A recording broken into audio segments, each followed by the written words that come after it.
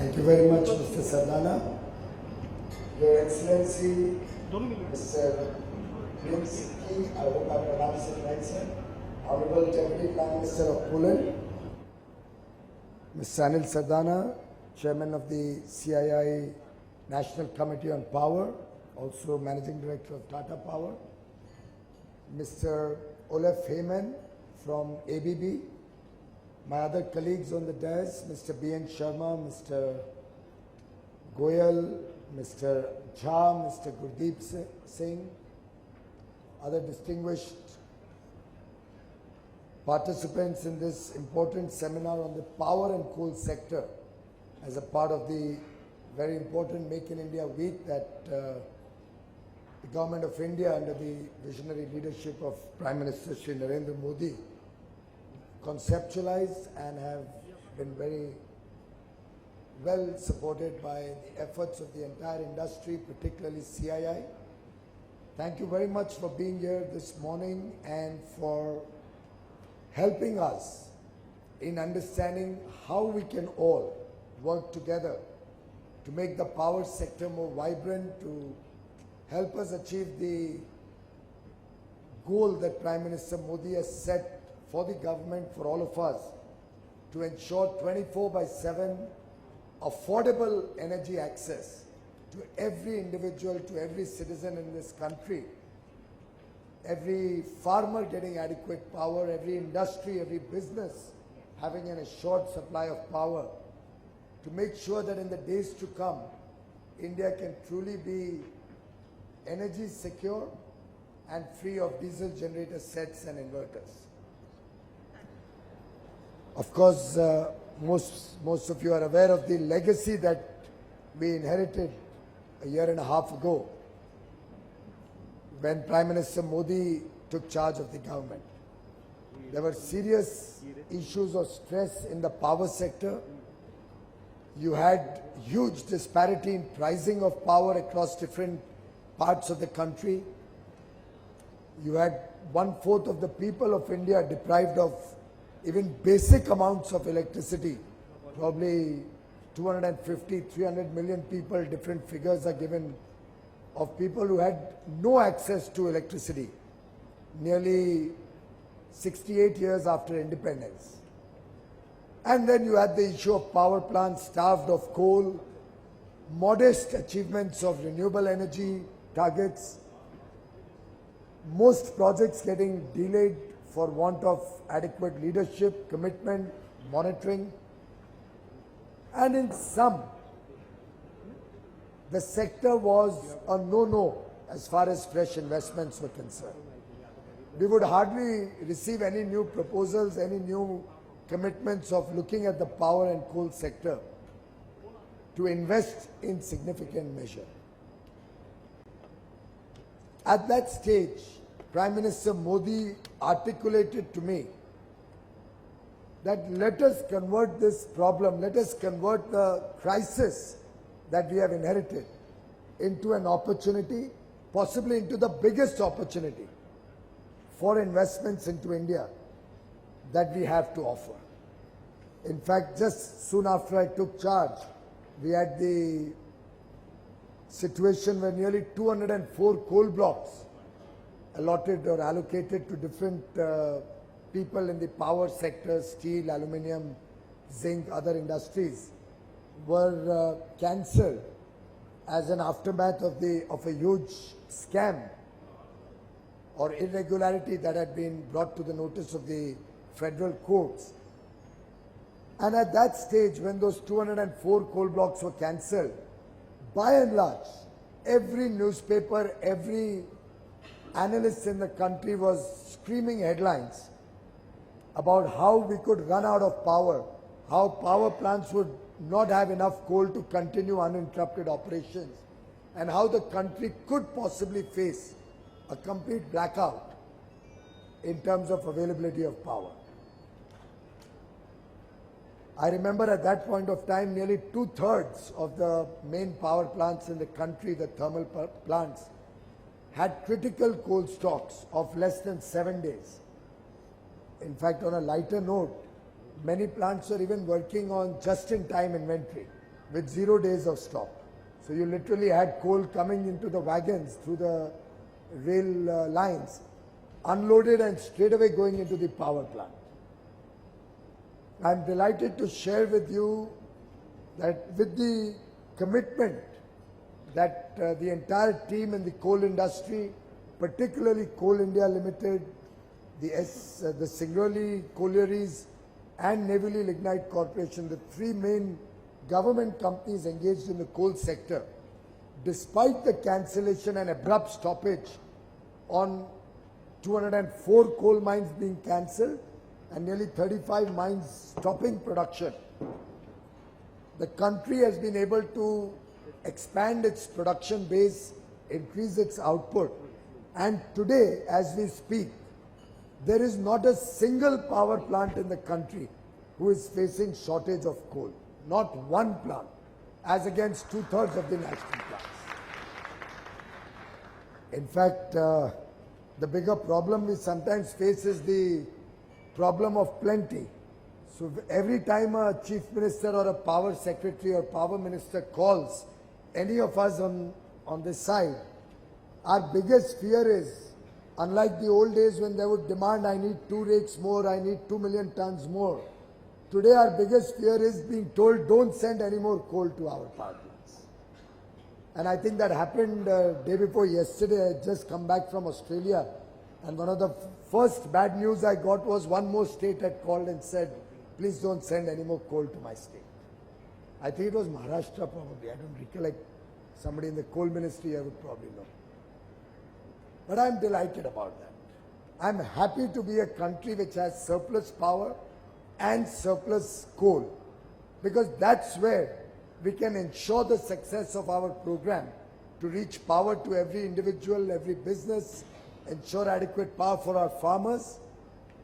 And that's the enabler which will help the Make in India program scale new heights of success and invite people from all across the world to come and invest in India, come and enjoy the huge market forces, the huge market demand that 1 billion plus aspirational Indians offer to the world. However, just because we have sufficient coal and sufficient power today, we cannot rest on our laurels. We have to look at the future, and we are engaged in a massive rollout across the value chain of the power sector, be it the fuel availability, which would mean coal and gas, be it the effort on expanding our transmission ability, generating power, whether it's coal-based generation, whether it's lignite-based generation, whether it's renewable energy. On all fronts, a massive thrust on investments onto generation to keep pace with the growing demand in the future, a massive investment on the transmission side to ensure that the nation has a seamless grid across the length and breadth of this large country, and adequate support to strengthen the distribution sector and make it truly vibrant, reduce the losses at the distribution level, and make economies of scale with large-scale rollout of all these programs. Help us keep tariffs low, competitive, affordable. Unlike the typical refrain of most reformists, that to sort the power problems of the country, the power sector woes, we need to increase the tariffs. This government believes that we will have to focus our energies on efficiency. We'll have to address the severe problem of losses, the severe problem of surplus labor being engaged, of coal being used inefficiently, losses in the transmission side, power theft. These are the issues that are the focus of this government, more particularly energy efficiency across the country, so that without a stress on the consumers, we can turn around the power sector, we can start ensuring adequate supply to every farmer, every citizen of this country. And towards that end, a series of very well thought out, comprehensive reforms which address different aspects of the power sector. When you look at the Ujjwal Discom Assurance Yojana, UDAY, which has tried to comprehensively address both financial and operational issues in the power sector, you will observe that it is not a program which is designed on the back of subsidies, or it is not a program designed on the back of government intervention. It's a bottom-up program. It's been conceptualized and created through the joint endeavors of all participants in the power sector. In fact, if I recall, UDAY took about a year to conceptualize and finally approve. But that year was time well spent on planning the entire future of this sector to the last detail. And I would think we must have had at least 1,000 engagements with different stakeholders across the power sector, including consumer organizations, including the private sector suppliers of equipment, including the generators, people in the distribution field, the transmission companies, the renewable energy players, the coal industry, and then taking it to the next level with engagement with the steel industry, cement industry, Ministry of Environment, banking sector in a very big way. And therefore, through UDAY, as a fulcrum of the next generation of growth in the power sector, we do see going forward a paradigm shift, a transformational change in the investment climate in the power sector. I'm happy to welcome the Minister of Power of Maharashtra, Mr. Chandrasekhar Bavanpule.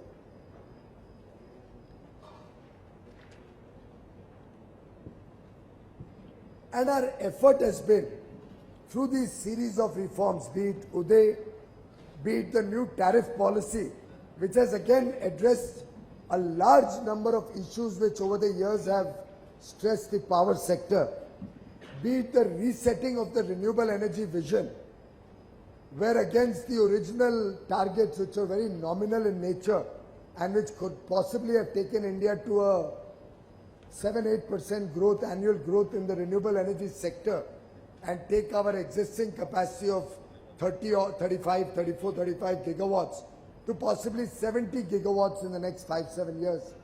We have reset that scale that we are dreaming of, that we are planning for, to 175 gigawatts, which is a 5-fold expansion in renewable energy as a part of the nation's commitment as a global citizen to contribute to the fight against climate change.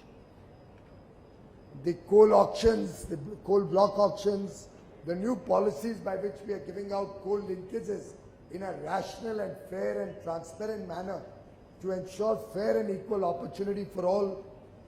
The new policy that we are working on to allow swapping of coal linkages, to bring down the costs of coal, to bring down the inefficiencies in the coal sector. The right grading of coal that the coal controller is working on to ensure that the power sector gets what it pays for and does not have to worry about grade slippages or quality issues. All of these efforts are designed to keep power tariffs low and ensure the consumer in India continues to be served by the state electricity boards, by the distribution companies, both public and private, by increased competition in the years to come as we pass the new Electricity Amendment Act, allowing or enabling more competition in the sector. I think all of these measures, which have been taken on certain principles of prioritizing our actions, principles of serious root cause analysis to sort out the problems at the root itself, our efforts to introduce innovative financing models, our effort to engage with technology in a bigger measure, the serious monitoring and accountability that we hold our own teams to. These are the broad parameters or principles on which we are able to show the power sector into a new area of growth, a new level of growth altogether, which provides for the sector a possible investment opportunity between 2015 and 2020, the 5-year period, of about $250 billion. In fact, when I extrapolate that to a 15-year program until 2030, the coal, power and renewable energy sector alone provides a $1 trillion opportunity. In fact, the ADB has calculated a $2.3 trillion opportunity by 2035. But on a more conservative estimate, and given the high degree of cost reduction that we have worked on through economies of scale, through greater degree of transparency, through better financing models, my own confidence is that we'll be able to bring that 2.3 trillion down significantly. And therefore, when I talk of a $1 trillion investment by 2030, it's a well-defined area-wise plan.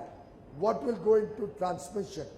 What will we do with opening of new mines? How will we bring technology into the coal sector? What is going to be our push towards energy efficiency? How are we going to bring in new coal generating plants which are environmentally superior, the ultra supercritical plants, larger sized plants, more efficient, guzzling less coal, reducing the pollution in the environment? What are we going to do with our with our gas-based plants? How are we going to ensure the distribution sector works as a vibrant, profitable business for the state discoms or the private sector discoms?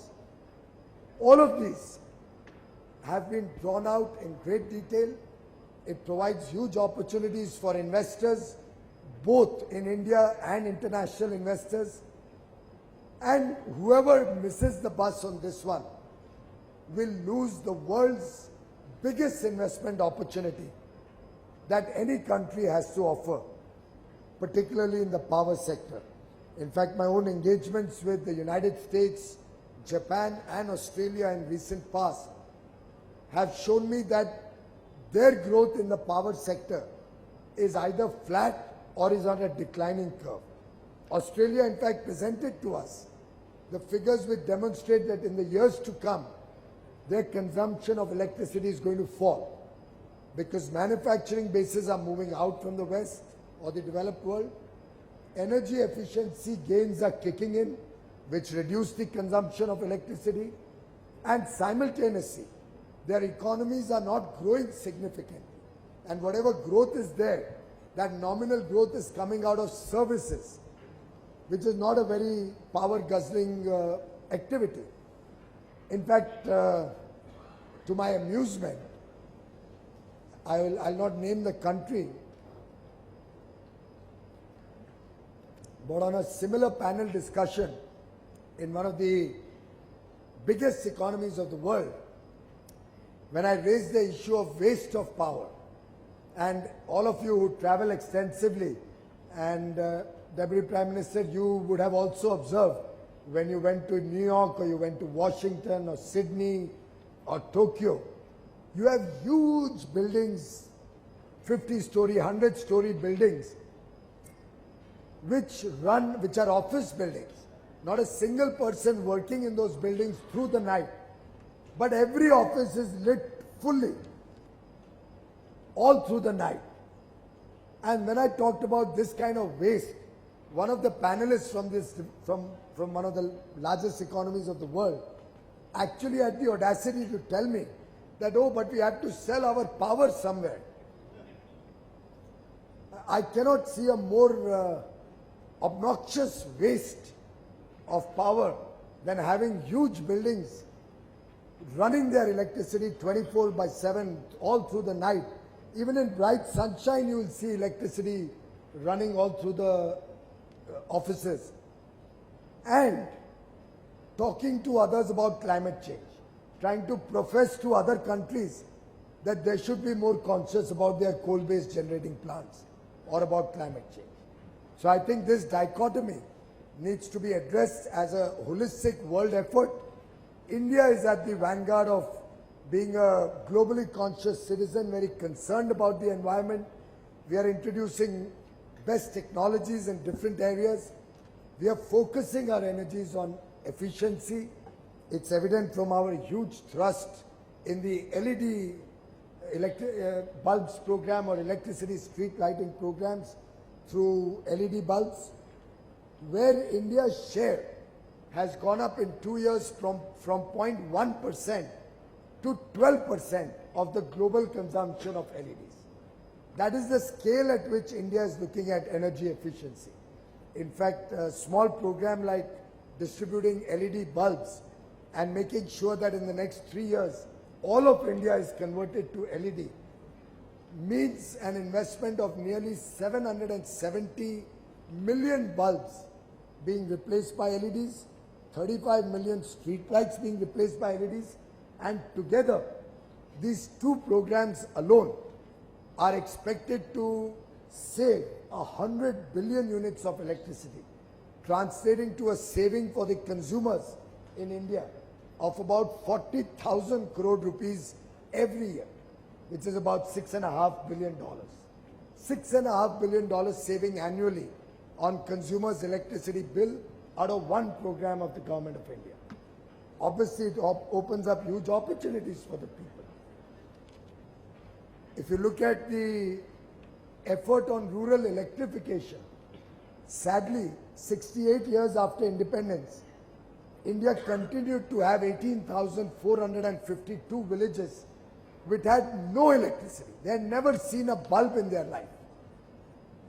Literally lived a life in independent India through generations of electricity deprivation. I am delighted that the Honorable Prime Minister has taken up this on a mission mode and assured that in 1,000 days, when he announced to the world on 15th August 2015, that in 1,000 days, there will be no village in this country without electricity access.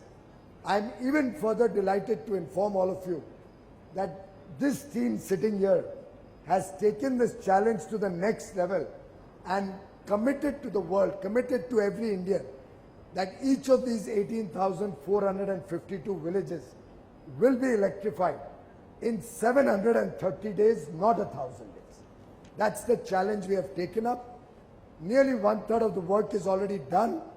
As we speak, about 5,279 villages have already been electrified in the last 10 months. By 31st of March, we expect over 6,500 villages to be electrified, and by 31st of March 2017, our effort will be to almost electrify about 80 or 90% of the villages across the country, which are unelectrified. By 2019, the effort is to ensure that every home gets electric connection, most of them through the grid, some of them through distributed energy or microgrids. With this scale that we are working on, you will all appreciate that all of this is going to require huge investments. Investments in added capacity, investments in new technologies being brought in, particularly in the transmission and distribution sector, investments in upgrading the old power plants. While Mr. Sardana has a point that we can't overnight change the emission standards and put our thermal plants to risk, at the same time we'd like to be focused on contributing to the problems of climate change. So we'll try to balance the two. I take your point. I'll have discussions with the Ministry of Environment to see how we can calibrate the changeover in a more cost-effective and more fair manner, so that neither the generators nor the consumers suffer because of this changeover.